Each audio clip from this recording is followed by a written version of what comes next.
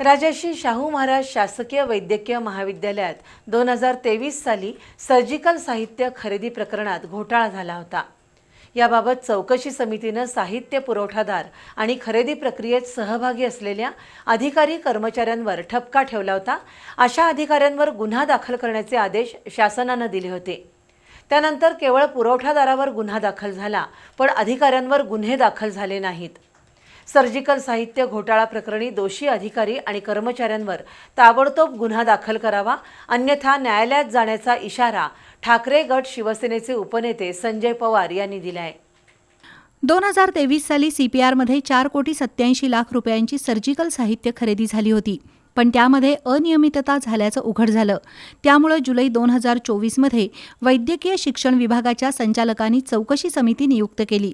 या समितीने दिलेल्या अहवालात पुरवठादार आणि खरेदी समितीमधील डॉक्टर आणि कर्मचाऱ्यांवर ठपका ठेवण्यात आलाय। त्यामुळे संबंधित पुरवठादार आणि खरेदी प्रक्रियेतील सहभागी शासकीय अधिकारी कर्मचाऱ्यांवर पोलिसात गुन्हा दाखल करण्याचे आदेश CPR-च्या अधिष्ठातांना देण्यात आले।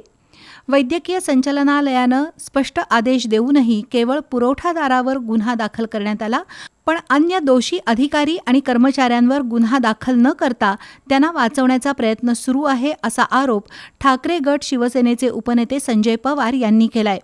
जर या अधिकाऱ्यांवर कारवाई करण्यास टाळाटाळ झाली तर न्यायालयात दाद मागण्याचा इशारा संजय पवार यांनी दिलाय।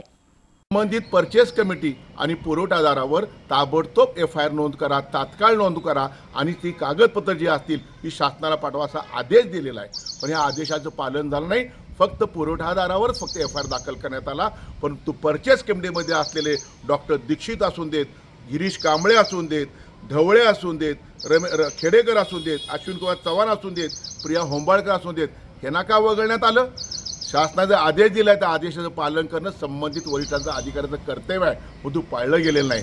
आज आम्ही जिल्हा पोलीस प्रमुखांकडे आम्ही निवेदन देतोय, पत्र देतोय, आम्ही अधिष्ठाता कोल्हापूर यांना पत्र देतोय की ताबडतोब परचेस कमिटीवर सुद्धा गुन्हे दाखल करा, अन्यथा आम्हाला न्यायालयामध्ये दाद मागायला लागेल, याचिका दाखल करावी लागेल।